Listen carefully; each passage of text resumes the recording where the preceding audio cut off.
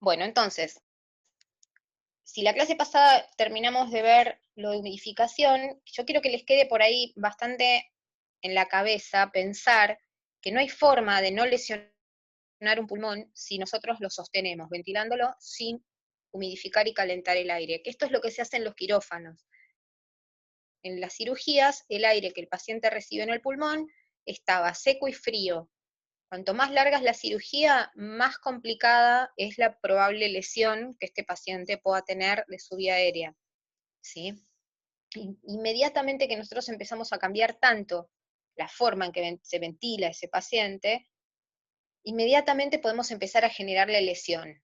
No es algo que, hoy no, pasó una semana. No, no, no. El paciente siempre tiene que tener su aire calentado y humidificado porque así es como lo hacemos nosotros en nuestra vida de todos los días. Respiramos por nuestra nariz y el aire se calienta con la temperatura de nuestra sangre a medida que va llegando hasta el bronquio y hasta después el alveolo. Y se humidifica en toda nuestra vía aérea superior. ¿Sí? Por eso también es muy complejo el tema cuando los pacientes están hipotérmicos o los pacientes están deshidratados, ¿sí? Las secreciones se vuelven más espesas, hay que aspirarlos más frecuentemente. Humidificar correctamente la vía aérea implica que el paciente ni tenga más secreciones, o sea, una chorrera de mocos, porque pareciera que lo estamos, no sé, baldeando en vez de humidificarlo, ni tampoco que el paciente esté mal humidificado y las secreciones se pongan tan espesas que te puedan tapar el tubo endotraqueal y eso puede ser una catástrofe, porque si no lo podemos destapar, hay que reintubar al paciente, o sea, si eso no se puede aspirar, hay que reintubar al paciente. Otra de las cosas que hablamos cuando hablamos de aspiración de secreciones es no instilar solución fisiológica en el tubo endotraqueal de rutina. Solamente hacerlo si nosotros pensamos que hay un taponcito en la punta del tubo, pero las primeras aspiraciones tienen que hacerse sin instilar absolutamente nada. Antiguamente venían, le tiraban 5 centímetros de solución fisiológica al paciente, lo sacudían como si eso fuera a acomodarse en el pulmón, lo vibraban entre comillas y después decían, saqué un montón de moco. No sacaste un montón de moco, sacaste 5 centímetros de solución fisiológica y un poco de moco, ¿sí? Tampoco más es mejor, porque vimos que los pacientes cuando nosotros hacemos sucesivas aspiraciones, por más que lo hagamos con el ventilador, con oxígeno al 100%, el paciente va a ir desaturando cada vez más, por más que las aspiraciones sean cortas, por más que las aspiraciones sean sin instilar. Con el mejor de los cuidados, de todos modos, hay un secuestro de oxígeno cuando uno está aspirando al paciente. Entonces, queremos que el paciente tenga las secreciones fluidas.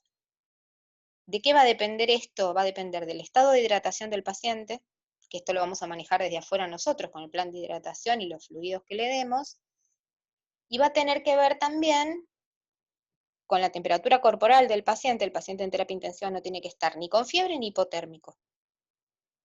Y con la correcta humidificación que nosotros hagamos desde afuera con nuestro sistema, que puede ser o un sistema de cascada, con agua destilada en un sistema calentador, que le va a llevar vapor de agua, no agua, vapor de agua a la vía aérea, o con los filtros intercambiadores de calor y humedad.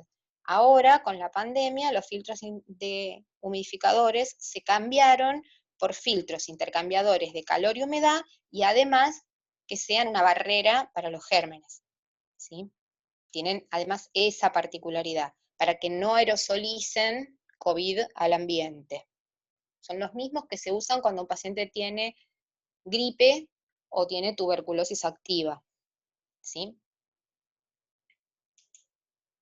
Hablamos de esto porque me acuerdo que les conté la importancia de las vacaciones de pseudoanalgesia. Todos los pacientes que están en terapia intensiva ventilados van a recibir infusión continua de sedantes, benzodiazepinas, e infusión continua de analgésicos, en general opioides, ¿sí? O pueden recibir propofol, que no es un opioide, pero que es un sedante y analgésico.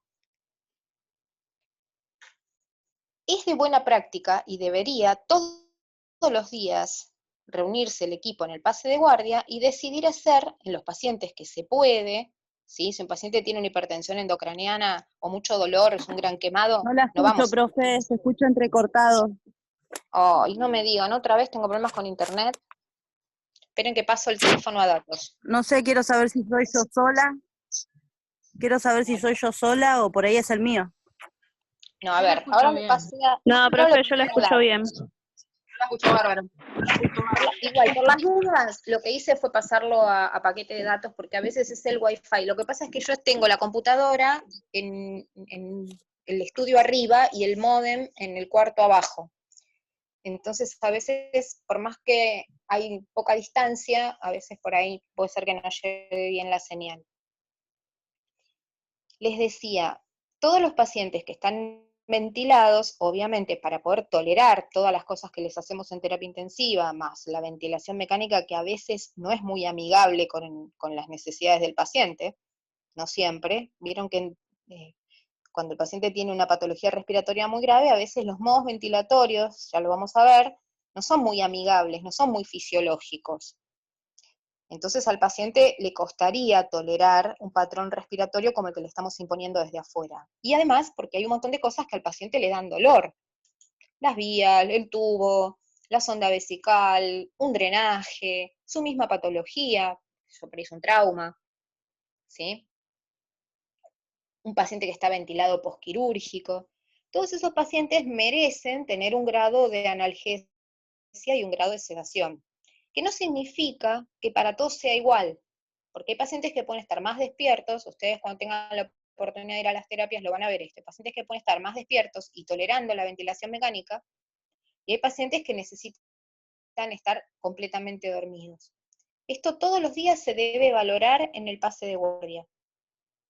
Cuando ustedes vayan al apunte de videos generales del paciente crítico, van a ver que lo primero que dice es alimentación, lo segundo que dice es analgesia, y lo que dice es en la lista de las cosas que uno tiene que chequear su permanencia todos los días. Todos los días uno se tiene que plantear, el paciente tiene que comer, está comiendo, está recibiendo nutrición enteral, parenteral, ambas. Segunda cosa que se tiene que preguntar en el pase de guardia, ¿recibe sedación y analgesia? Bien, ¿la necesita? ¿Lo que está recibiendo es lo que el paciente necesita? ¿Necesita menos? ¿Necesita más? ¿Necesita diferentes drogas? ¿Se habituó, hizo tolerancia? ¿Se acuerdan el concepto de tolerancia que lo vieron conmigo los que cursaron fármaco? Y si no lo vieron conmigo, lo habrán visto con Hugo. Tolerancia es aquel paciente que necesita mayor dosis para el mismo efecto. Entonces puede ser que el paciente haga tolerancia, necesite que le roguemos las drogas. Tenemos un espectro grande de medicación para darle al paciente.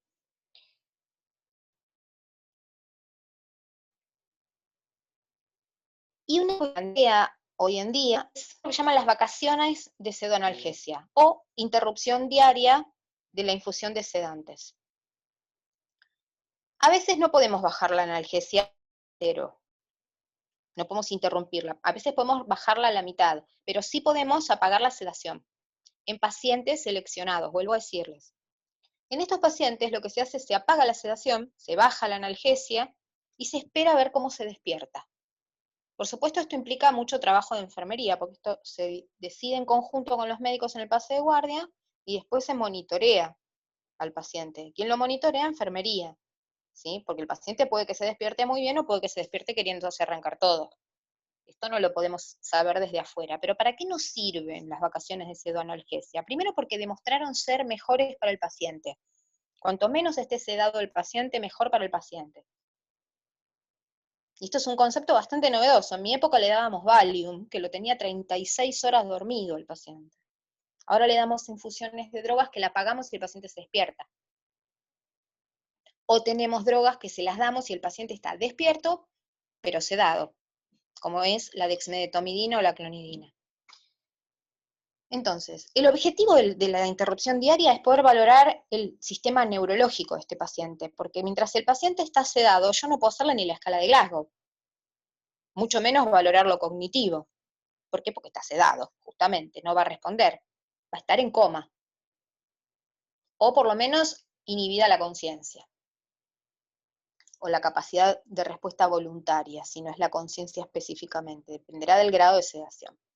Entonces, los despertamos al paciente para ver cómo está.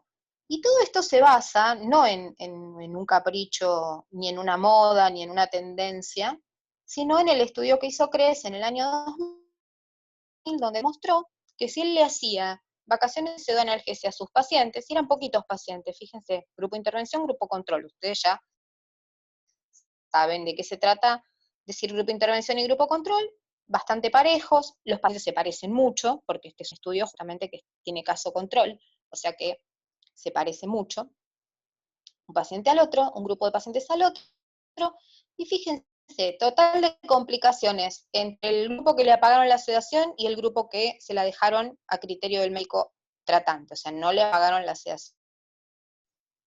La mitad de los eventos adversos. O sea que da por tierra pensar que si uno despierta al paciente, se va a arrancar todo, va a sangrarle el estómago, va a ser neumonía, va a ser bacteriemias, en fin, no hizo nada de eso. Pero además de eso, además de que no hizo más eventos adversos que los pacientes que seguían sedados, además de eso, se midieron en todos los grupos, ¿sí? Según las drogas que estaban recibiendo, tanto los que reciben la cantidad de miligramos de morfina como la cantidad de miligramos de midazolam, propofol que estaban recibiendo los pacientes, ¿sí? Midieron la cantidad de días de ventilación mecánica. Y el promedio, ¿sí? O la media de días de ventilación mecánica en los pacientes que los despertaban fue de 5 días, 4.9, ¿sí? Mientras que los pacientes que seguían sedados estuvieron 7 días, con un rango, los que estuvieron 5 días, de 2 días y medio a 8 días y medio, mientras que los pacientes que estuvieron en el grupo sedación, digamos, en el grupo que seguía sedado, tuvieron un rango de 3 días y medio versus 16 días, o sea, duplicaron en todos los números a los pacientes que tenían las vacaciones de pseudoanalgesia, demostrando que no solamente eran seguras, sino que disminuían los días de ventilación mecánica. ¿Por qué es importante disminuir los días de ventilación mecánica? Porque eso disminuye el riesgo de infección, eso disminuye el riesgo de eventos adversos. Un paciente que se extuba accidentalmente tiene altísima mortalidad. Un paciente que tiene una infección intrahospitalaria asociada a cualquier dispositivo invasivo tiene alto riesgo de morirse. Entonces, ¿qué es lo que queremos con los pacientes? Que entren a terapia y se vayan rápido, para que no se infecten, ¿sí? Y lo mismo pasó con los días de estancia hospitalaria, en la unidad de terapia intensiva y los días de estancia hospitalaria. Fíjense, pero sobre todo lo que nos interesa a nosotros en este momento son los días en terapia. Y fueron de 6.4 y 9.9 respectivamente, con valores que también son bastante interesantes, ¿sí? Acá no hubo diferencias significativas grandes, ¿sí? Entre estos pacientes, acá sí, pero lo que nos importa no es lo estadístico específicamente, sino cómo le cambió la cara a la sedación este trabajo, porque a partir de este trabajo, que después se hizo un trabajo posterior de volverlo a rever y de ver grupo por grupo de pacientes cuáles estaban en riesgo, porque se pensó que los que estaban post cirugía cardiovascular la habían pasado peor, y no fue así tampoco. O sea, después se hizo otro estudio sobre el mismo estudio, ¿sí? Un grupo de especialistas lo desmembró y encontró que la verdad que no tenía ninguna cuestión por la cual no se podía despertar a los pacientes. Esto que hoy para nosotros es algo tan natural, en ese momento fue una revolución en la terapia intensiva, ¿no? Y un poco yo se los quiero contar como para que tengan una mirada, porque ustedes van a coexistir cuando vayan tanto a trabajar como a rotar, a hacer sus prácticas por la terapia, van a coexistir con modelos de pensamiento de todas las épocas. Y van a ver que todavía hay gente que prefiere tener al paciente sedado, relajado y estampillado a la cama, y hay gente que sigue una línea mucho más coherente, y en esto no estoy hablando de posiciones personales, estoy hablando de evidencia científica, mucho más coherente con la evidencia científica, y decide tomar el compromiso, desde el punto de vista de enfermería, el compromiso de participar de las vacaciones de pseudoanalgesia de los pacientes. Yo quisiera participar de las vacaciones en el Caribe, pero participo de las vacaciones de pseudoanalgesia y su continua valoración a través de escalas. Porque esa es otra cuestión. Decir que el paciente está más o menos dormido no es una manera científica de decir en qué punto de la pseudoanalgesia está. Para eso están las escalas.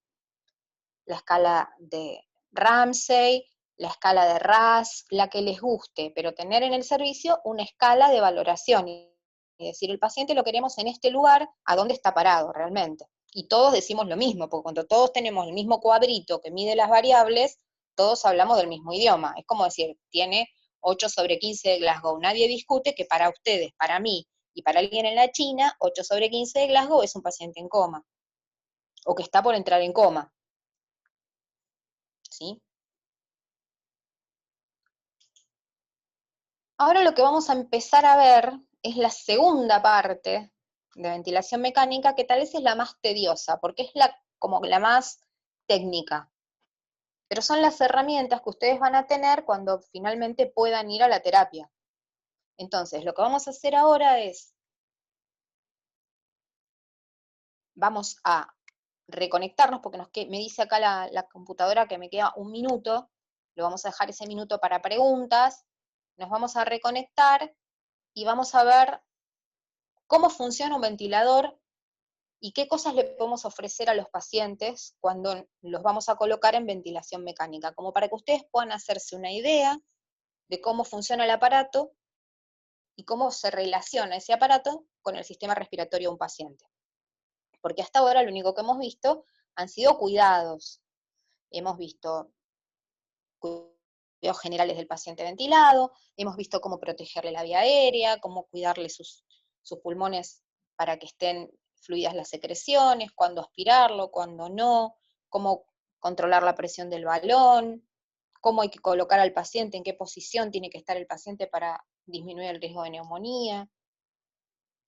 Y ahora lo que vamos a ir es a una parte que para mí es fascinante explicar esto, porque es como que ustedes tienen que hacer todo un ejercicio de imaginación con lo que yo les estoy contando. Esto sería genial que yo lo estuviera dando en clase, ¿sí? Con el pizarrón haciendo dibujitos, y al otro día nos fuéramos al hospital y yo les mostrara, ¿vieron esto que vieron en clase? Es esto.